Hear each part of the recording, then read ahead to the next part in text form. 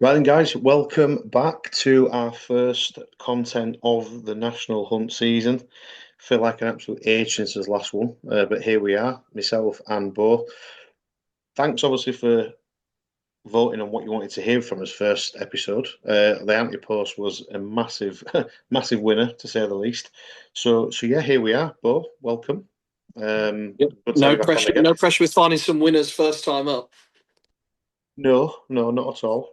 And obviously, everyone is, I think, jumping on the National Hunt train now. I think as soon as Mm. St Ledger's over and finished with, it's just completely and utterly just bombarded with National Hunt racing, isn't it? Yeah, well, I'm not a massive lover of that flat rubbish, but I've got a good feeling about this season. I think this season we're going to see some mega performances. I think we're going to see some superstars made, and I think we're going to land some big priced winners. So Yeah, fingers crossed. One thing that is nice to see, I must admit, is the anti-post being for a change. I think for this time of year, anyway, quite I won't say generous, but there's some big prices, isn't there, in some of these races at the minute. Um, yeah, I think those at the front of the market are ridiculously skinny, particularly in a few races, which I'm sure we'll touch on as the weeks go on. But you can definitely find some value in there. There's definitely some bigger prices that you maybe wouldn't have expected to see last year, the year before, or so. So maybe they're trying to lure us in, I think. It does, yeah. I mean, it won't surprise me, but I just having a quick glance. And obviously, you've got stuff like the Arkle, which is obviously a 6-1, 6-1 the field, with a lot of those horses that realistically aren't going to run.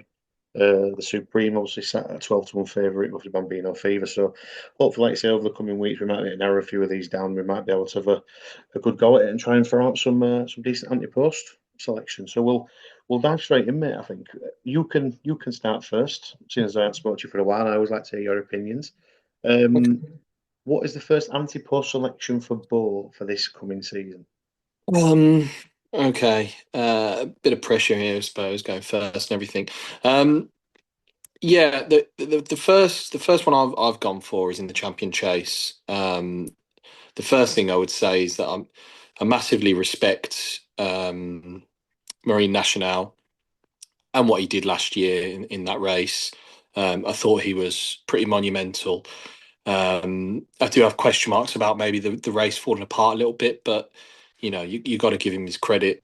He was brilliant on the day, I suppose. So yeah, I have a lot of respect for him, but the thing that slightly puts me off, I suppose, and as an anti-post punter, you've got to look at the markets and try and sort of work out what you think is going to happen. Last season, he didn't start particularly well. Um, I mean, Barry Connell saying how inexperienced he was, and I do agree, and I think the ground as well definitely played a factor. But I just think he's 4, 5 to 1 ish. I'm not saying he'll be bigger than that on the day because obviously he's a previous champion, but I just think if he's had a similar campaign and maybe not performed to his optimum, you could see a decent enough price on him on the day. The horse I've gone for here is Majbra, which I know it's a real. I don't really like his price. He's currently priced at 8 to 1, but I do think he's got a lot of class. We saw him last year in the Irish Arkle absolutely dominate. I was there that day with yourself, and I thought he was brilliant, albeit a couple of shoddy jumps, and then he carried them shoddy jumps into the Cheltenham Festival, where if you watch it back, it's obviously a terrible leap at the second last, and the last isn't much good either, really, to be honest. But he does keep finding, um, and as a 5-year-old, I just think he's open to all amounts of improvement. We saw it the year before with Marine National. He was obviously, as Barry Connell said, very inexperienced, and he went on to win a champion chase. Um, I just think at 8 to 1, he could turn up and beat Marine National early in the season. He could be half the price come Christmas or just after. So I'm going to side with him because I think he's open to all amounts of improvement, and I think we're pretty nailed on with where he's going to go as well. He's not short pace. I think he stays over 2 miles really well, and obviously Fat to Far will be in the Ryanair, which I don't think we have much doubt about. So I think he's pretty much nailed on to go here. So that's part of the puzzle worked out. So yeah, I think at 8 to 1, it's a bit skinnier than I'd want it to be, but yeah, I'm willing to take a risk because of that improvement we could see. Fair shout, fair shout. And I think as well the one thing we have got to just mention to viewers at this point is we're not saying sort of nailing as flags to the mast at these horses. This is just more where the value currently is at this moment in time in these races. And like you mentioned there about Madsborough, and obviously in his current price, it's strange because my first horse is also coming in the champion chase, but it's coming Oh, from our side of the waters, which I never thought I'd say in given some of the horses that we have got. But mine's Paul Nicholls' horse, and it's Khalif de Berlais. He's currently priced at 16 to 1. Now, my first real rationale behind this is probably the first time I think I've really seen interviews and his open day when he had for the owners. Paul Nicholls get really excited for a horse. I think in the past he's always like bulled up, maybe a Shallow Hope or something like that, but he seems to have a different little glint in his eye when it comes to this horse, and I think he's got every reason why. He last season he ran at Cheltenham in a handicap. I think it was just in the new year, and won very convincingly. I think that was over 2 miles as well. Really, really good jumping performance. Really was really aggressive at his fences, and obviously carried top weight as well that day. He then went on into Sandown and got beat fairly convincingly by handstands, but that was over 2.5. And I think they probably learned from that he's not a 2.5 mile horse. He is a 2 mile horse. It's just as simple as that. And his run at Aintree at the Grand National Festival for me sort of cemented him as a horse to follow for this season. His jump at the last, I think it was as well, he absolutely winged it. He was in the Magpie novices chase. mm, It just screamed at a horse to me that just you can be really aggressively ridden from the front. And horses like that, I really like to see in an Arkle, ones that enjoy jumping. That's probably one of the reasons why I'm against horses like Madsborough. Not to put mm, obviously yours down, but I think me and you were speaking before the Arkle, and a horse that's got a tendency to throw in a bad jump, you just can't trust, especially in these mm. Yeah, championship races at the yeah, festival. It just goes at such a ferocious pace.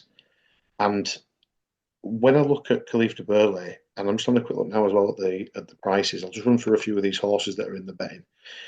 So Gino heads the market at 4 to 1, which I find absolutely extraordinary that he's 4 to 1. I mean, I don't think we're going to see him before Christmas. That's if we see him at all. So that's mental. yeah, You then got Marine National 4 to 1, Elite Tomps at eights, Madsborough eights, then Khalif de Berlais at 16s, and I'll just rattle off a few more horses that are next in the market. Constitutional 16s, John Bond 16s, Quilixios 25s, Factor File 25s, Dino Blue 25s, and it's 33 to 1 bar those with Django Bay. Now, when I look at the possible route that Khalif de Berlais could take towards the champion chase, I'm looking at 16 to 1 thinking, right, okay, what horses is he actually going to face up until that point? Yes, possibly Lloyd of yeah, Sud. However, I think Lloyd of Sud might go handicap and it might possibly be named like more of a Grand Annual type horse. You've then got Django Bay, who I think is probably going to go up in trip. yeah. And the next horse in the market from a British perspective is Gidley Park at 50 to 1.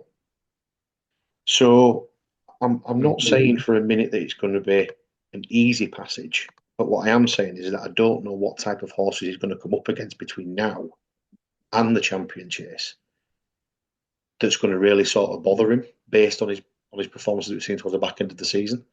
So that's 16 to 1. If he wins his first two or three over here before he even touches the champion chase, you're going to be looking at single figures. It could even be 5 to 1 if he wins any impressively. yeah. So from my point of view, if you're looking at more of an outsider bet for the champion chase, if you maybe going on, if you're maybe collating a Cheltenham book like I know you do, Bo, and things like that. I know a lot of people and a lot of our listeners do that. I think 16 to 1 is a massive price for him. I don't disagree. I think it's a good selection. I think his performance at Aintree is obviously very, very good. I think handstands is a very good horse. I think he's very underrated. Who beat him at Sandown? I know Khalif de Berlais didn't really turn up that day, but I think there's valid excuses there with the distance and the ground as well. Yeah, it's pretty horrible.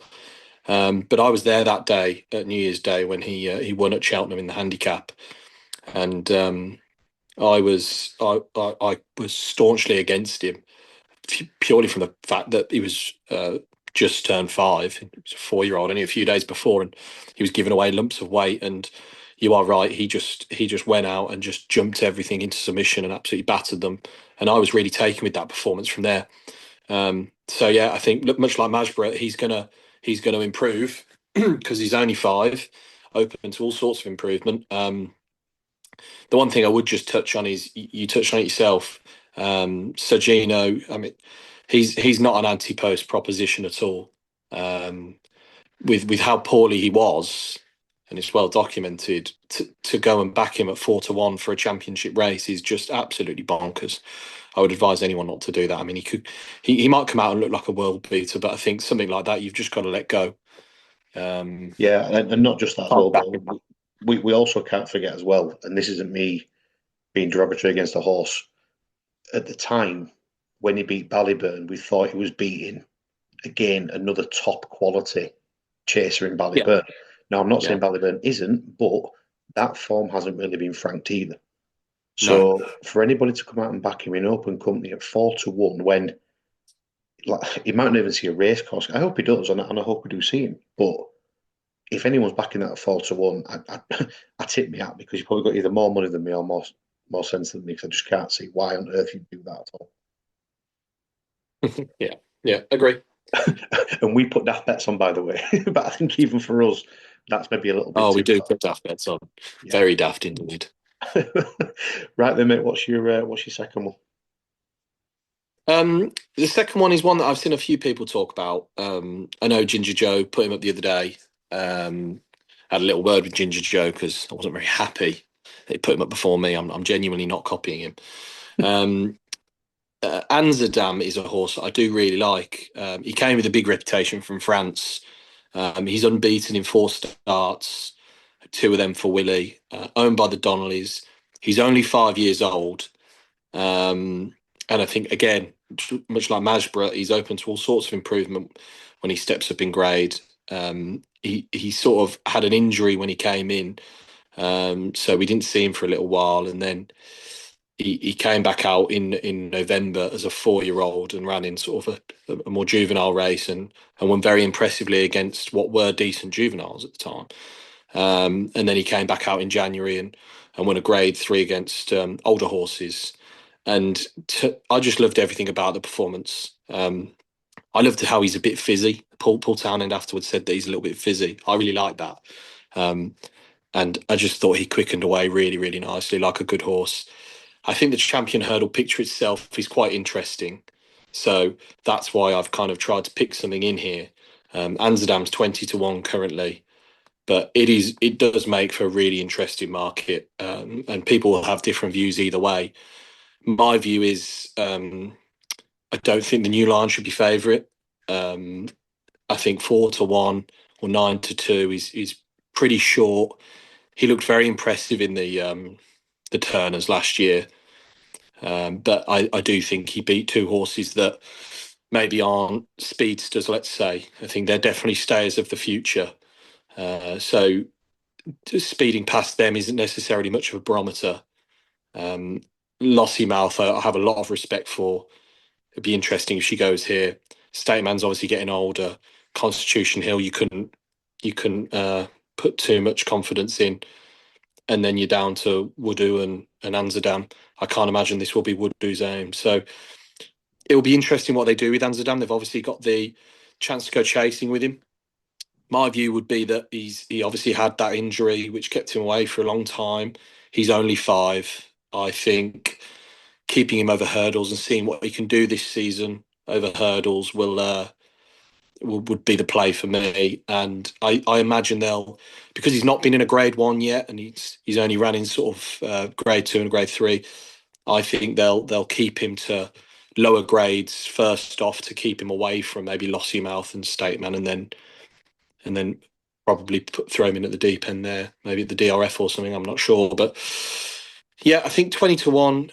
I think it's a decent enough price to take a swing at. To be honest, I think you're going to end up, what is it, aren't you? I mean, I was trying to look at the maps of where Willie could send some of the 2 milers. I mean, if Lossiemouth does want to go on the Champion Hills route this year, which I think they will do. I could be yeah, wrong, but I think they will take a chance this year.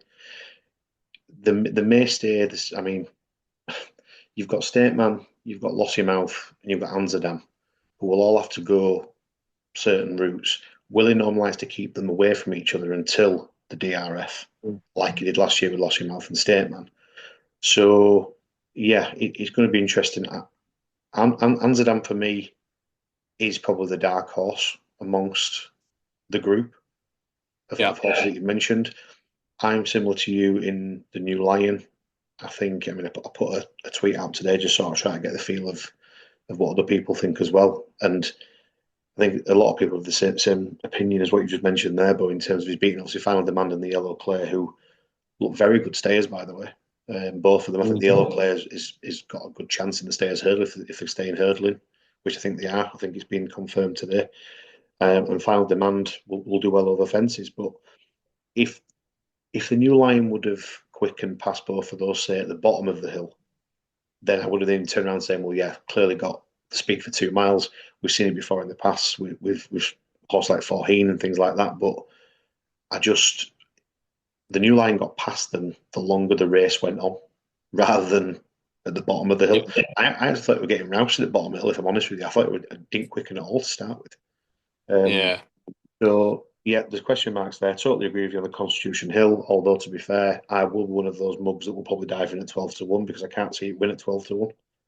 Um, I think the difference between, like, we were just talking about Sergino there about bad price and Constitution Hill here.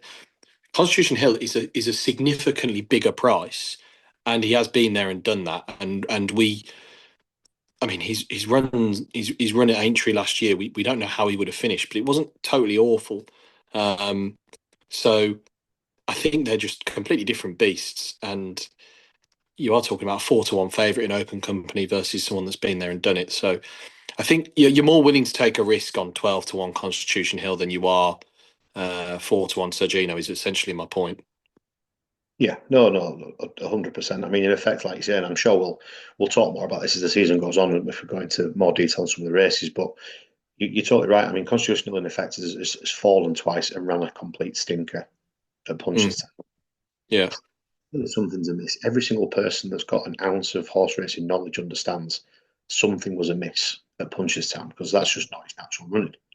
I mean, it was yeah, tanking pretty much at both the other meetings when he fell. So yeah. you'll never know that really either. But yeah, no, going back to Amsterdam, totally agree. I think it is a decent price to see where it ends up.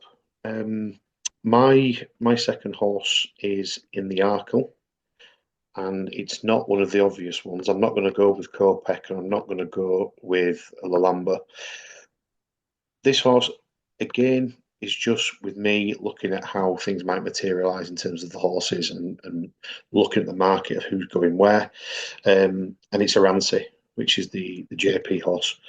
Now, Aranci's form over hurdles isn't as bad as probably what you'd think for a horse that won at 18 to 1 at the Punchestown Festival and finished 7th or 8th, wherever it was in the Supreme. Yeah. The Supreme race itself, the more you watch it back, the horse at the front end were just relentless. So can't knock them whatsoever. It completely they just took the race to bed and ran away with it. I don't think Aranzi showed his true form at all.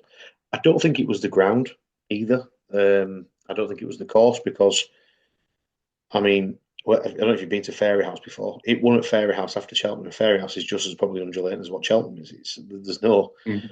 no difference in terms of saying, well, it's the Cheltenham course that's done him at all. It's I just think something was completely amiss. I think the fact that we didn't see him from November all the way to the festival was also probably a telltale sign that something may have been possibly amiss in the early part of the season. Maybe picked up like knock or something. I mean, it's a long time to go, and one prep run for a Supreme is quite strange for Willie as well, for something that he thinks would have a good go. So I Yeah. think the Supreme was more of a fact finding mission. I think they just sort of look, we'll run him and see how he gets on. He then came out after that and obviously won twice, beat Carnegie over 2 miles at Fairy House, and then beat Salvatore Mundi by about 9 or 10 lengths at obviously the Punchestown Festival as well, with Kopek de Board and other horses in behind. He looks to me like he's all speed. I think he will be one that maybe will stay at 2 miles for JP. I know there's quite a lot of JP horses that will probably be getting talked about as to where they're going to be going in terms of distances and things like that. This horse has never ran beyond 2 miles for Willie Mullins. He's always ran 2 miles or in and around 2 miles. I don't. It doesn't strike me as a horse that wants to go up in trip. It looks like he has got natural speed, especially. I mean, when you watch the Punchestown replay back again, which obviously we'll put up here while you're watching, he did really quicken away from the bend, and he's put to bed the race fairly comfortably. He's a good jumper, and I think if you put a line through the Supreme, I mean, at the time, maybe the form's not worked out as good as much as what we thought it would have been. But I remember in his run, his first run, sorry, last season, he beat the Cromwell horse Will the Wise, which was supposed to be touted to be quite a good horse. Yeah. He demolished that, and then before he got his injury, his first run for Willie Mullins, he came third to Firefox. Now, granted, it was a long way behind Firefox, but we've obviously seen what Firefox has done since. So he's always run against what I would class as very good horses. Now, I don't think for 2 minutes that they're going to make this a handicap horse. I think they will try and get it towards the top table. I think if he hadn't have won his last two races at Fairhouse and Punchestown, then we might have a different conversation about where his targets are. But Yeah. I think they're going to give him a go, and I can't see why they won't try and see if they can maybe go and have a good go at the Arkle. Now he's going to have to go up against Kopek de Board at some point, but like I touched on with Masborough, and I think we've said it as well behind the scenes, if Kopek de Board can jump, then of course he will take all the beating. What I can't personally get away from, and I've said this as long as I've been betting, especially Ante Post, when you've got a horse that can throw in a bad jump or a bad round of jumping, to me, you're living off the hope that they're going to respect the fences more than what respected the hurdles. And it doesn't Yeah. always work like that. Because especially as you get to these big festivals when the pace is increasing, you can't afford a bad jump. We've seen it so many times in the past with good horses that just miss a beat, miss a fence or whatever, and before you know it, they've lost the race. So I think with Kopek de Board, you'll always be looking at each fence as it's coming towards it, thinking, is it going to go over? Is it going to get a bit like what used to with El Fabiolo back in the day? When you'd back that horse, you were literally gambling on every single fence. Yeah, you Uh, used to scare to tell me that I did. oh mate, yeah, I mean, 100%. I mean, I've never known a horse when I look back that like won an Arkle by just running through fences. He literally ran through about 3 or 4 fences. I've never seen it like it in my life. But I yeah, think I so think Aranci's a good pick. The only thing for me that's kind of kept me away from them is that JP has quite a lot, and obviously now it does, yeah. we've got no Turners, so they're either going to the Browns or they're going to the Arkle if they're good enough for either. So deciphering which one is going to go where. That's a game that I haven't really wanted to play yet. I've backed Cowabunga in the Browns, but that was just a roll up thing. So yeah, I Well, mean I had a look through the Arkle betting, and I'm sure there's obviously ones maybe that I might have missed out, but the main two that I could probably see for JP were Rancy and Cowabunga. yeah, Um, and out of the two, I think Cowabunga does look like the one that probably wants further rather than Rancy does, and that was my take on it anyway. yeah. Um, That's what I have thought as well. But you just don't know what's going to improve for a fence. Like he's got Cade Dorothy here. He's got Capec de Me. I mean, that was a horse that everyone was raving about. Kel Histoire. Just there's quite a few in there that could upset the egg cart. But yeah, and it's a good going to be point. interesting. One thing I'd say to people that are listening as well when it comes to the improvement of offences, horses can improve dramatically on offences by a good Yeah, stone easily, can't they? But yeah, you always have a look and just see what the hurdles mark was because as much as they might improve, you're not going to get 2 or 3 stone improvement. Do you know what I mean? So that there's got to be a little bit of Yeah. back form somewhere. I mean, I can't remember the last horse that realistically won big championship races or big festival races after being a crap hurdler. They've got to have something about them. Do you know what I mean? To actually take the step up and take the Mm. jump up. So, Yeah. right. So we are going to split this Ante Post into 2 parts, just because obviously we've got some more to go through. However, we'll leave you now on one horse to follow from each of us, which we'll also do as well in his next episode. But just give us a horse to follow. It doesn't necessarily have to be a Cheltenham winner or a festival winner, but who's the horse for you to follow this year? Well, I've realised that my three are bloody Willie Mullins, so all trained by the master, which I didn't really want to do, but it looks like I have. Um, so I've gone for the Coral Cup winner, Jimmy DeSoy. Um, I think to do what he did in the Coral Cup off such a long layoff was really, really impressive. He's been given a mark of 155 as a hurdler. Um, so I'm not sure what they're going to do now, but he won the Coral Cup, and if you go back and watch it, I thought it was really impressive. He galloped all the way from the bottom of the hill to the top, and he was pretty relentless, to be honest. Prior to that, his last run was being beaten by Ballyburn, and I'm not sure if people remember, but in the Ballymore, I think it was the Bearing Bingham at the time that Ballyburn won. He finished second at price of 66 to 1. He was a very unexposed horse, and to be honest with you, he still is very lightly raced. Um, and I think that was probably the peak of Ballyburn. That was as good as we ever saw him.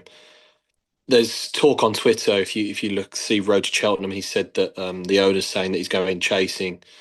I wouldn't listen to much of what owners at Willie's think just yet, because I think Willie will have a plan and unveil it to them at some point.